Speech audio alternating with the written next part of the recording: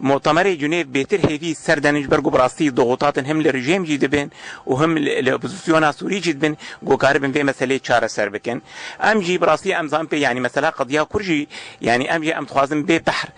ام نمين يعني بهيفين مؤتمر جنيف حلكش قضيه سوريجي دينه وحلكش قضيه كرديرجي بيدانين اجبرجو حطها حلج قضيه سوريجي نيدانين دبيرو باوريام دو حلش قضيه كرديرجي نيدانين دبيرو باوريام يعني وفد كردي براستي بوفدكي بنابه انجمن كردي مشاركه كريه ويعني ناما كردي تيد واضحه انه كرد لا يمكن ان تخليش مطالب خبكن لا يمكن حل قضيه كرد يعني قضيه سوري شارع سرب بدون قضيه كرد ام بهيفين ام كاربن حلك اجبا معاناه ملتي سوري جدينن وحلكش قضيه كردي جدينن جبو جنيفا ددوا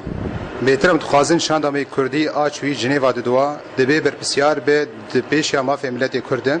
ايرو درفتك ديرو كجمر هاتي دبي ام في درفتي ام استقرار بكن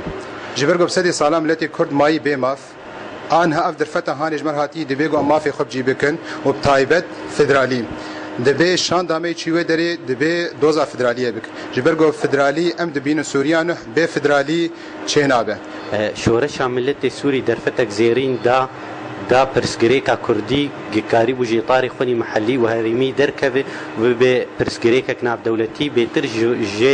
جوان تی خواستن شاندامنی کردی آگی ایرو رو لجنیو نونریان ملت کرد که دعوه ما في چارنوسیج ملت کرد ربکه و بتایبت ایرو رو هم دبینه نو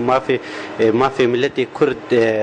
فدرالیه ده د پیک بینن و گلکی باش بیش بر ام بینن و باشروج ملت سوری دولتك سوريا اتحادي فيدرالي به علماني به گلکی باش بجمر كرداروج ملت سوري بتفايره داخوازيا ملت كردي يعني دو مؤتمر كونغرا جنيف 2 ده ام خوازن ابو وفد مي مفاوض طالما ما او اختيار كريه فاو تمثيل امدك حقيقه يعني وك دكتور عبد الحكيم بشار جيغوت يعني ايه ما بخوا انه ام تخوازن انه اعترافك بدولي تشي بملتي كرد